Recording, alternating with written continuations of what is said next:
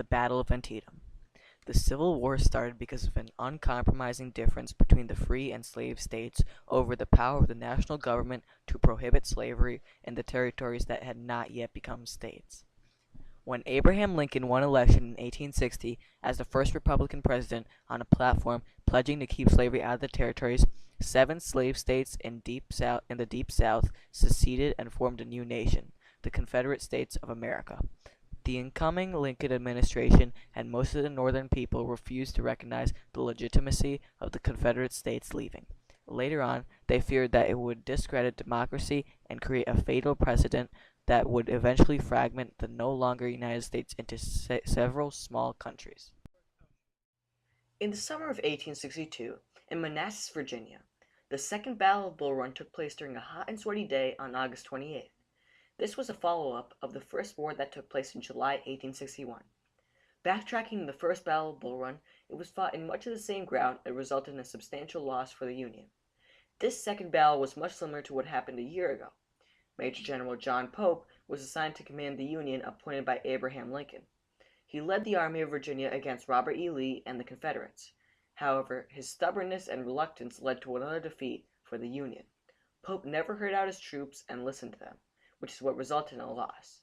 Not only that, but there were many more casualties involved in this battle than the first one.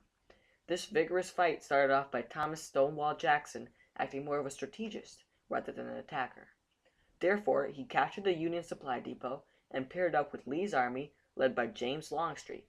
These two generals led their troops to the battlefield where Pope believed to have been ready for him.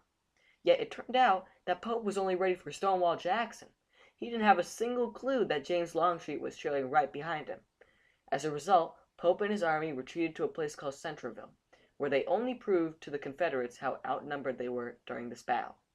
This sequence of battles is what leads up to the infamous Battle of Antietam.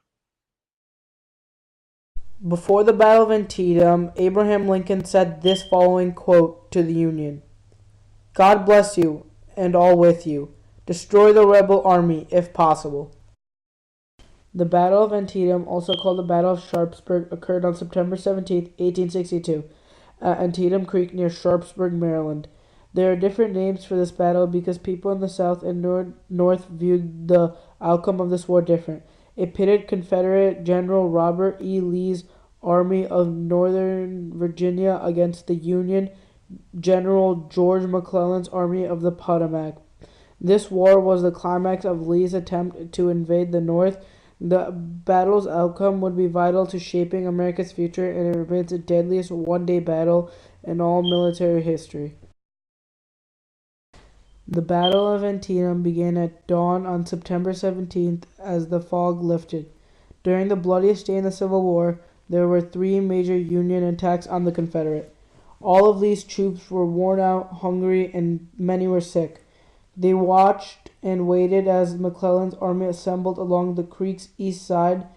Union forces outnumbered Confederates. General Joseph Hooker's command led the first Union assault. Then General Joseph Mansfield's soldiers attacked, followed by General Edwin Sumner's as McClellan's plan started to crumble. General Ambrose Burnside's first task was to capture the bridge that connected both sides.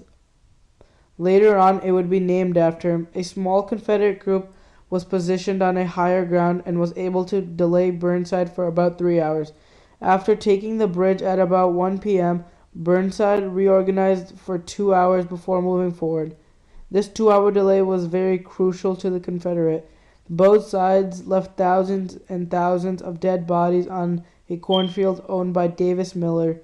Fortunately, in that time of the battle, Mr. Miller abandoned his farm.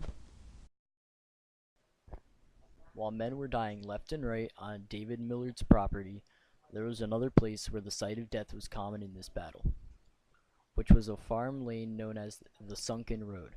At first, the Confederates and General A.P. Hill were trying to create a base made out of fence rails in order to secure a strong, sturdy structure to defend themselves from the Union.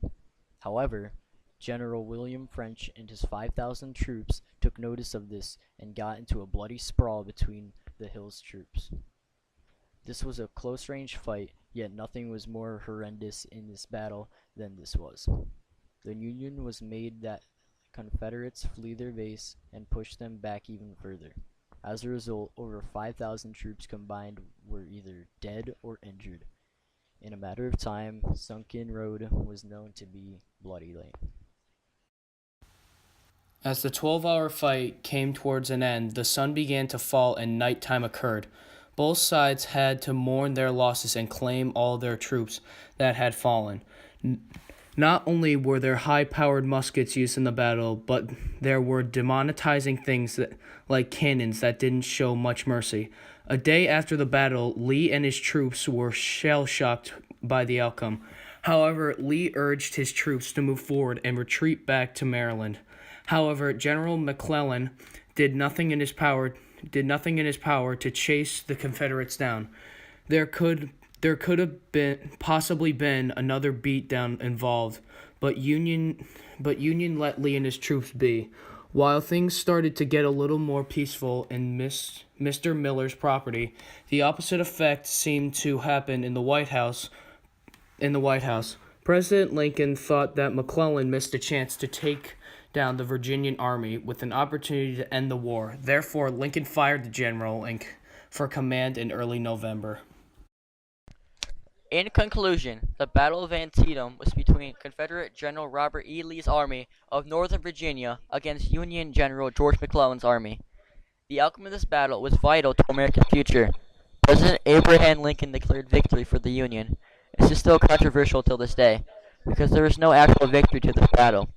President Lincoln believed that the Confederates were defeated because Union won more parts of that battle, and because the Confederates retreated.